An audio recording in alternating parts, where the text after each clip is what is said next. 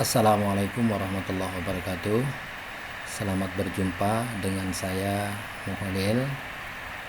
Pada kesempatan semester ganjil ini, saya diberi kesempatan untuk mengampu mata kuliah kalkulus diferensial, khususnya untuk anak kelas semester 3. Pada pertemuan yang lalu, 2 pertemuan sebelumnya kita sudah pernah bertemu, tetapi hanya lewat WA atau WA group. Dalam kesempatan ini saya menyampaikan video saya tentang ulasan pembelajaran sebelumnya dan kemudian kita melanjutkan materi berikutnya. Maka dalam kesempatan ini saya akan melanjutkan materi berikutnya.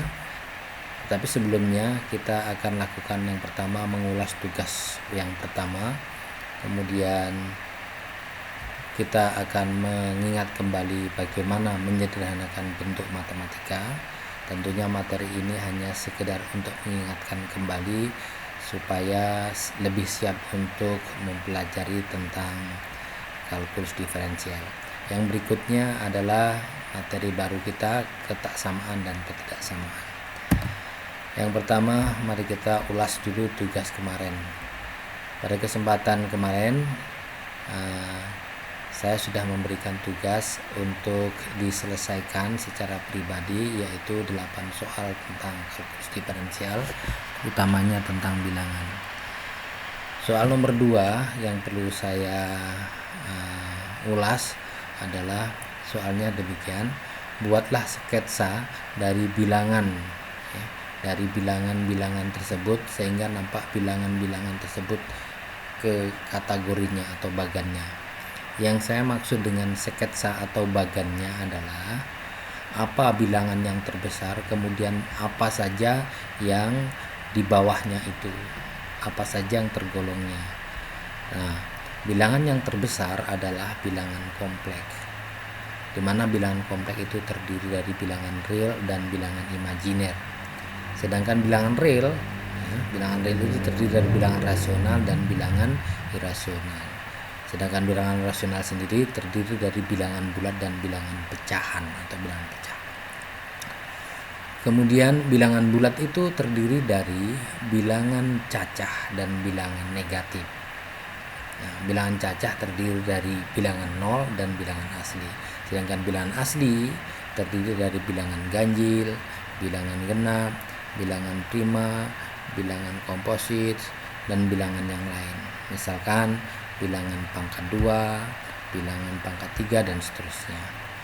Jadi pada soal nomor 2 memang sudah menjawab semua, akan tetapi banyak yang jawabannya belum sesuai dengan apa yang diharapkan.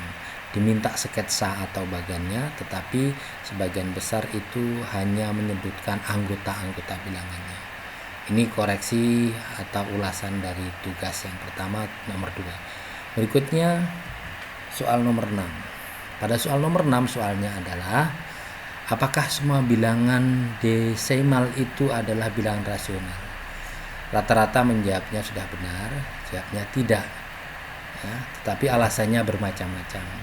Yang benar adalah tentu tidak semua bilangan desimal itu adalah bilangan rasional, tidak, karena tidak semua bilangan desimal itu bisa dibentuk menjadi A per B.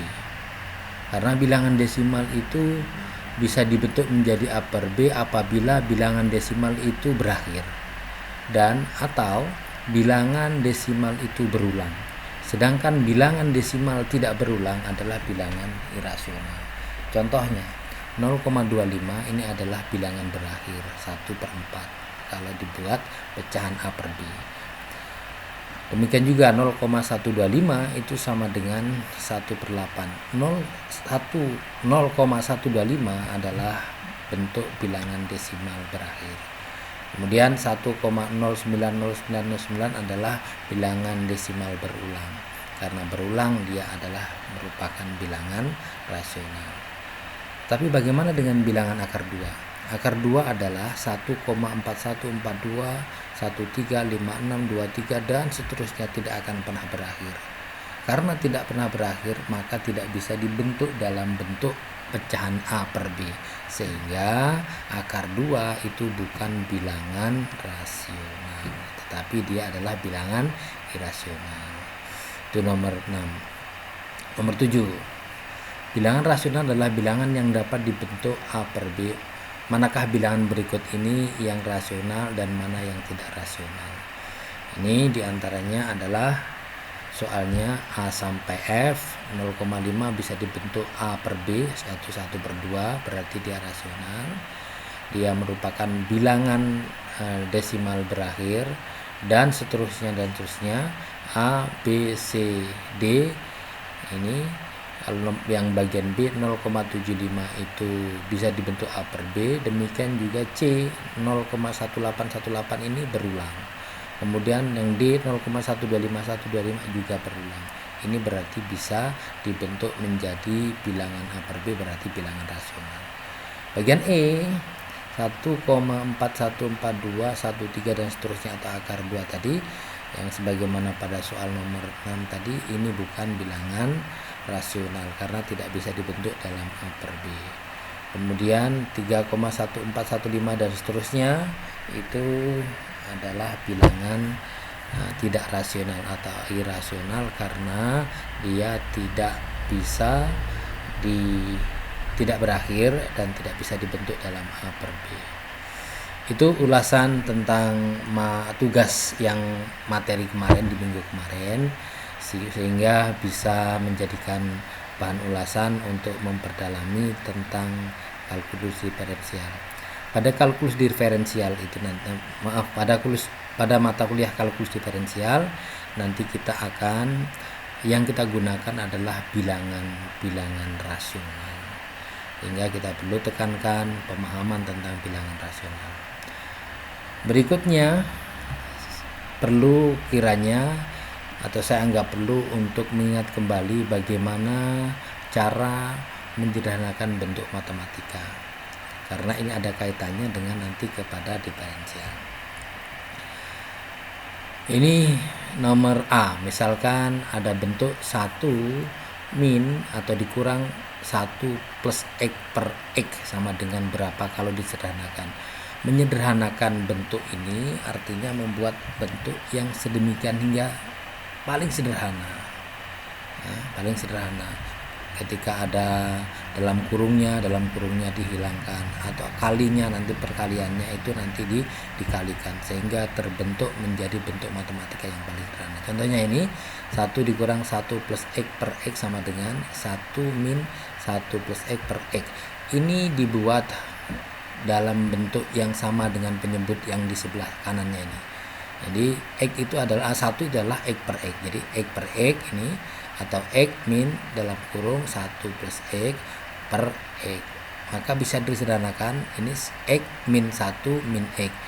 X min X itu habis, maka tinggal min 1 per X. Jadi didapatkan bentuk sederhana dari 1 min X plus 1 per X sama dengan ini, min 1 per X. Nah, untuk B, C, D, E, F, dan G saya anjurkan untuk mengerjakan ini terlebih dahulu sehingga kita paham bentuk-bentuk sederhana. Walaupun sudah pernah diajarkan atau dipelajari pada mata kuliah aljabar, tentu ada baiknya untuk mengulas kembali.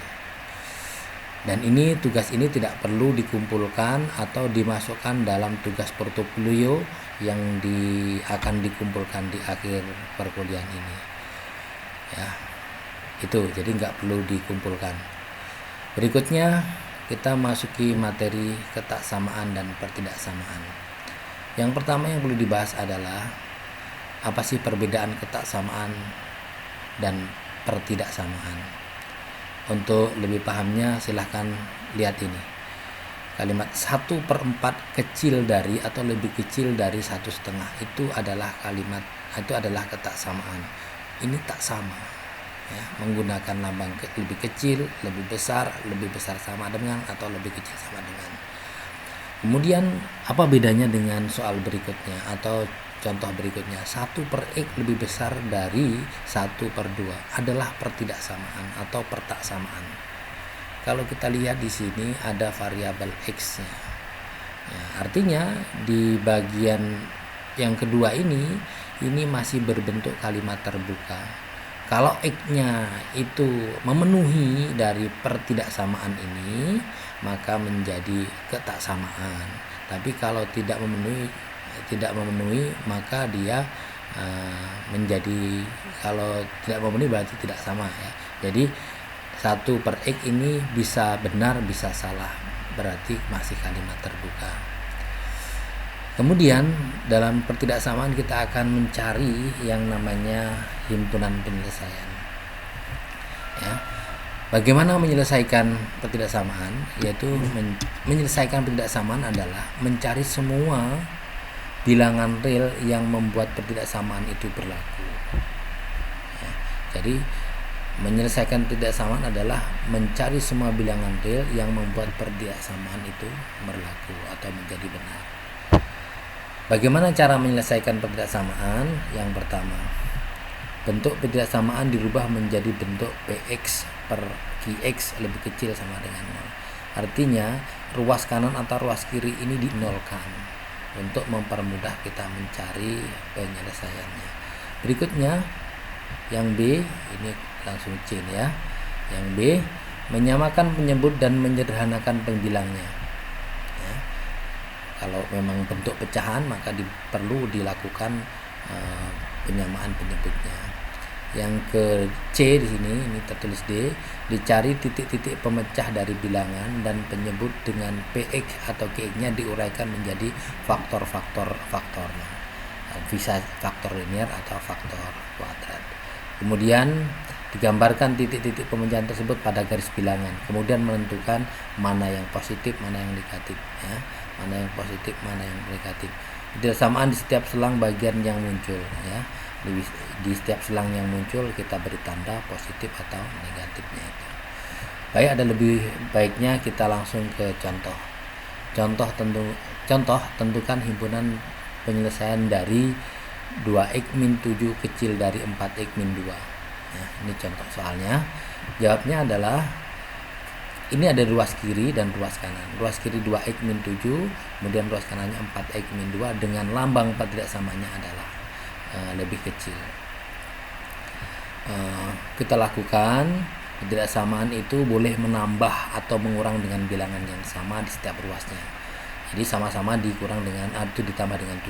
Sisi kiri ditambah 7, sisi kanan ditambah dengan 7. Menjadi 2x kecil dari 4x plus 5. Berikutnya ini 2x, ini sisi kiri dan sisi kanan dikurang dengan 4x atau min 4x sehingga didapatkan min 2x kecil dari 5. Nah kemudian kedua ruas dikalikan dengan min setengah, 2 min 2 dikali min setengah maka x besar sama dengan min 5/2. Ini karena dikalikan dengan negatif maka lambang pertidaksamaan berubah arah. X lebih besar dari min 5/2. Ditulis dengan selang. Kalau menulis dengan selang, karena minggu kemarin kita diantaranya soalnya adalah membuat selang ini, maka selangnya dengan kurung yang tidak siku ini min 5/2 sampai tak terhingga. X-nya lebih besar dari min 5/2, di mana min 5/2 nya tidak ikut, maka menggunakan kurung biasa. Secara grafik ditulis seperti ini. Yang memenuhi adalah yang sebelah kanan ini, min 5/2.